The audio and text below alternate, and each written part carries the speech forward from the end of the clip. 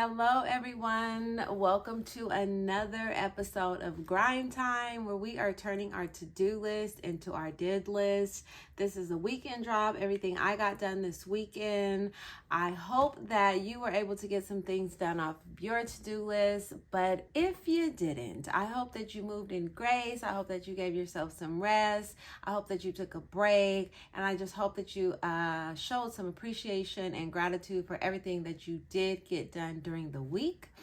I prefer to rest during the weekend. It just doesn't happen that way until I can reach my $250 a day goal. Then there'll be no rest. And so I got a lot done this weekend. And so my goal with every episode is to help you sleep better at night by practicing what I do to help me sleep better at night. And that's reading through my did list, finding some gratitude in all that I got accomplished, and saving the worry and frustration for the things that I didn't get accomplished for the next day. So I like to jump right into my did list and hopefully encourage you and motivate you to start keeping track of what it is that you're getting done. So if nothing else, at the end of the day, week, month, quarter, year, you can go back and say, I got some shit done, even on days that it doesn't feel like you've made any progress. And so that's what I'm here for. And so I'm just going to jump right into what an entrepreneur. Oh, I don't think I introduced myself. My name is Evelyn LaChapelle, and I am a cannabis entrepreneur, an entrepreneur of all sorts. But the lane that I'm in right now is building a cannabis brand. And so this weekend, I spent some time at a cannabis event as a vendor. And so I got lots of stuff done this weekend.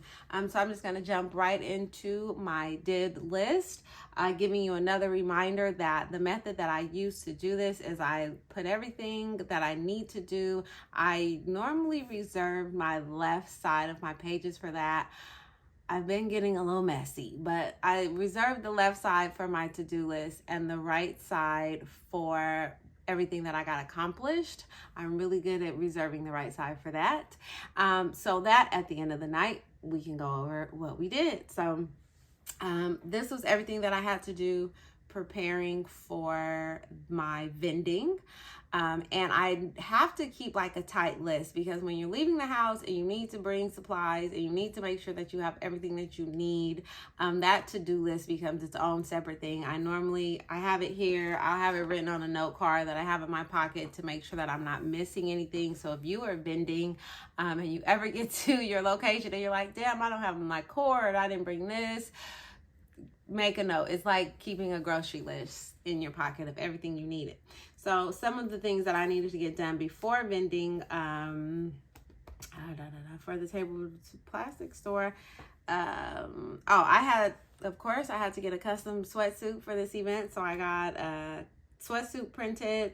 I needed to go to the plastic store. There's a plastic, it's literally called Tap Plastics, and they do all this custom acrylic. And I wanted to get some displays for the vending table.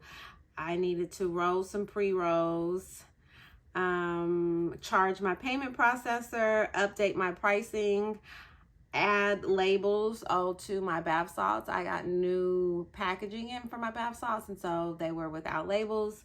I needed to make some change, because it's always good to have cash on you, change for people who are paying with cash. And I needed to design a price sheet and print it. That was everything I needed to get done. And I'm reading through that list because not everything got done. But remember, we're operating in grace. So what did get done, and this is the weekend drop, so this is Friday, Saturday, and Sunday. So Friday and Saturday, I'm prepping for the event. The event was on Sunday. Getting me out of the house on a Sunday is a lot, but I was hopeful that there would be a $250 day involved. And so I got out of the house on a Sunday for this event that required me to be there at 12 o'clock to set up. And so the things that I did get done, this is why we're here, was I went to, I don't keep my product here. I keep it in a storage unit that is kind of far from my house. There's a reason for that. But I keep everything in a storage unit, so I had to go to the storage unit and pull out all of the product that I was taking. This event had almost 200 people registered, so I brought a lot of stuff. I think I actually have the list somewhere, but I brought like 2 large bins of practically everything that's on the catalog. So if you go to calltheweelady.com and see everything that I have, I brought some of everything. So I had to go to the storage and get that taken care of. And then of course I edited and uploaded the last episode. And then I had to update my PayHub portal pricing. So 2 things. If you have an e-commerce store, if you're thinking about getting an e-commerce store, one of the things is merchant services or merchant processor. That is the company that is processing your payments. It's not Shopify. It's not Nordstrom's. It's not them that's processing the payment. There's a third party that's processing those payments for the store for a fee, normally somewhere between 2 and 3%. Now, I have a high-risk business, and because I have a high-risk business, which I really don't, because I don't sell anything that's illegal. I sell apparel and CBD sauce, etc. But because of the word weed, and because the word weed has been flagged so many times, I had to get a high-risk payment processor, which just cost me $1,000 for the year. It's an annual fee. It's actually 2 fees of $500 a piece. So $500 a year to process online payments, and $500 a year to process in-person payments. So you all just off bat need to make $1,000 just to recoup what you're spending on payment processing. So something to think about going into this space. I'm thinking about trying to move forward next year without it, because I sell hoodies. Like, why am I spending this much money for payment processing? But it's part of it. And so part of the PayHub portal pricing that I had to update is actually the mobile device where I'm able to accept credit card payments while I'm vending. And I believe they still take a fee off each transaction like any other processor. So it's their 2% transaction fee and then the $500 annually. But it is super user friendly. Like, I can go right on the mobile app, update all my products ad hoc. Like, sometimes I'm doing raffle tickets, sometimes I'm selling beverage tickets. I can throw it in there, throw in the price. When people are purchasing things, I can boop, boop, boop, add it to cart, and then they can tap their credit card and boom, we're good. So if you're vending, there's a lot of vendors who was like Cash App, PayPal, Venmo, all of that. I try to avoid it unless I really have to, because I left the payment processor at home or something. But I try to avoid it because I want to keep better track of the money that I have coming in. That's number one. The last event I didn't have it, so I did have like Cash App, PayPal, and it's just hard to know what is coming from where. And if you got to my PayPal, more than likely one of my automatic payments came out and it's been spent. So I try my hardest to just use the credit card payment processor or accept cash, and it just makes you look a little more professional. So it's something to think about. You don't have to spend the $500 like me, but think about getting that credit card processor for when you're actually vending. So I updated the PayHub portal pricing, and then I did create a new price sheet. I wish I had it in front of me. It was nice, except I forgot to put my logo on it, but I wasn't going back to Staples to print it. But it was actually, I separated the pricing between grind time, boss time, and break time. And so it was cute, but I forgot the logo. And then I added a no ship promo code. So for people who came to the booth and wanted something that I didn't have, or wanted a size that I didn't have, I wanted to be able to say, if I don't have it, you can still order it online today or tomorrow with no shipping. I'll ship it at no cost. So it was no extra cost for them to order the product. So I wanted to make that available. I don't want anybody to want something and I can't provide it. That's money walking away. So I was super prepared and didn't need to be, because there wasn't that many people. So, but all of that to say is you still have to show up A1, and you have to continue to show up, and you have to continue to put yourself in places where there's potential to make money. I'll never regret showing up. And then it was a cannabis event, and I'm also an event curator. With my partner, curated Can It Kick It, the premium day party here in Oakland. I think I'm just not telling you I'm in Oakland. But it is the premium canna-friendly day party in Oakland. We hosted 3 last year. We'll most likely do 3 or 4 again this year. And so I always want to see what other people are doing in this space and sit back and take notes. So I didn't make much money.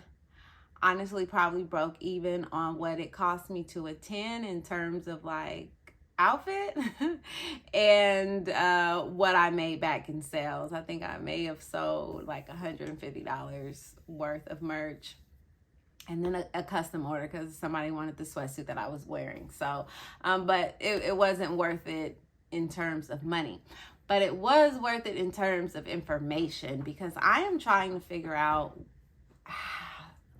who, how, where, and when is the money being made in this industry. And so this event was free entry and free flower, free product, which is awesome. But it's also what I think has been the number one inhibitor, if that's the word. Like, it's holding us back. Like, this industry has been built off of sort of like, oh, come and kick it, don't spend no money, just show up, we're gonna get you high and you're gonna have a good time, and that's it. And so when you're offering your event for free and free flower, that's what people are showing up for. When you go to the bar, you're expecting to spend money. Actually, it's what keeps me in the house right now, because going outside requires me to spend money. So I don't know the business model that offers free entry and free consumption. And so I sat around asking questions and looking, and I just came up with there was no money to be made. And sometimes that's what people want to do. I am on this grind every day to make, at least right now, my starting goal, $250 a day. And I don't understand the folks who come outside for less than that. Like, it's I don't know.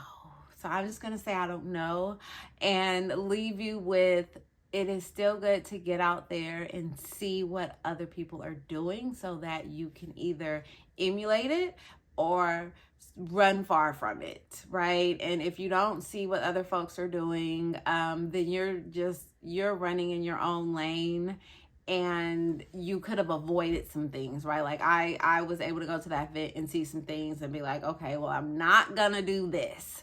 And then see some other things. Like I did meet some dope people. The DJ was great. Definitely will hire the DJ. The food vendors always make money. So if you see me at the next event and I'm selling some form of food, it is because I realized yesterday that no matter what, the food vendors make money. So at the next event, I'll be selling ice cream sandwiches. Mark my words, I'm not kidding about that.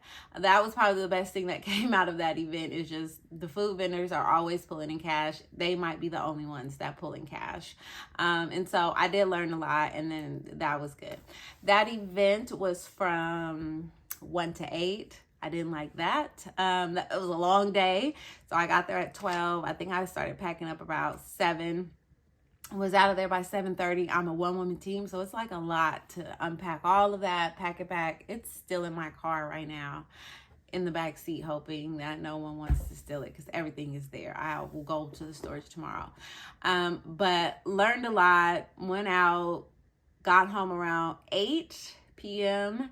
And I'm only telling you this part, not because it had anything to do with business, but because it has to do with being a human. I still had to come home and braid my daughter's hair. And so I got home around 8 and started braiding around 9 and finished around 1. And I'm really only adding that to share that this grind is a lot. You're going to get tired, and it does not mean that you get to stop, because there are still people waiting on you when you get home to get some stuff done, and you just have to get it done. And so it was a long weekend. I didn't make any money, but I did learn a few things. I met some really great people that I'll connect with. Add this in. Do you ever go to conferences, meet people, and not follow up with them? Because I do that all the time. And so I made it a point to collect emails this time. I always do that because I'll go through those emails in my subscriber list. And I always feel like, okay, if I didn't reach out to them directly, at least they'll start hearing from me through my newsletter.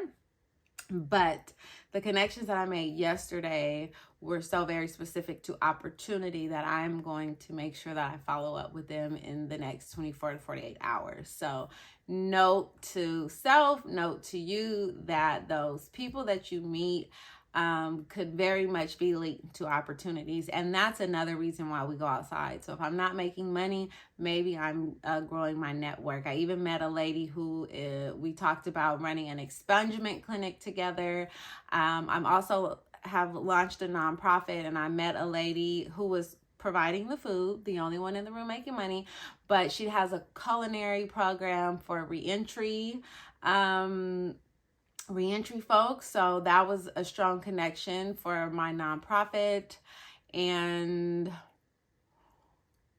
I met a guy who has a radio show, and he invited me to come on the radio show. So in about 3 to 4 weeks, I'll be a guest on his radio show. He's a grower out in Humboldt. So it will be worth the people that I met, I'm sure. So remember, you're going outside to make money. If you can't make money, make opportunity while you're out there. That was my takeaway for the weekend. The grind doesn't stop just because it's Friday, Saturday, or Sunday. Sometimes you still got to get up and get it. Vending is a good way to do it if you have any goods for sale, even if you're a service-based company. Is good to get outside, make sure your booth looks good. People don't stop at your booth because of what you have on it. They stop at your booth because it looks good. What it looks like draws them in, but they don't really even know what you have until you are at the table, until they are close enough within 1 to 2 feet of the table to zoom in on what you have. But think about when you're at the farmer's market or any other market and you're walking down the main way, the tables that are attract you are the ones that look good. So make sure your table looks good. Make sure you have a list of everything that you need before you get there so that you're not scrambling. So many times I have pulled up like, I gotta go print a price sheet. I didn't bring the payment processor, so now I'm taking Cash App and Venmo. I don't have change, so money walked away because I couldn't break his 50. Like all of these things. Oh, and a fanny pack. Like I have to get a designer one because I don't have one yet, and I'm using a clear Wheat Maps fanny pack. But being hands-free and being able to stick your cash in a place, where you're not going to lose it really helps. So yes, if you're in a retail space, or if you have any products, vending is a good way to get outside and make some cash. I just wanted to add that but it's not always cheap. So I'm looking at Black Joy Parade here in the Bay Area. That's in February. It draws a really large crowd, but the booth is $400, and I just don't know if I want to spend $400. If you spend $400 and you make $400, what you've done was just wasted your day. If you spend $400, I don't know, you make $1,000, right? Because you also have to think about profit margin. When I make $400, I'm not making $400. I'm making about 30 to 40%. Is my profit margin. So that's less than 30%. That's less than $200. So nonetheless, do your math before you commit to vending or before you pay these outlandish prices sometimes. So make sure it's worth it. Make sure you're prepared. Make sure you know the audience. And just go outside and get it done.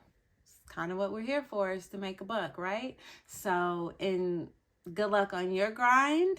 Please, as always, subscribe so that we can grind this out together.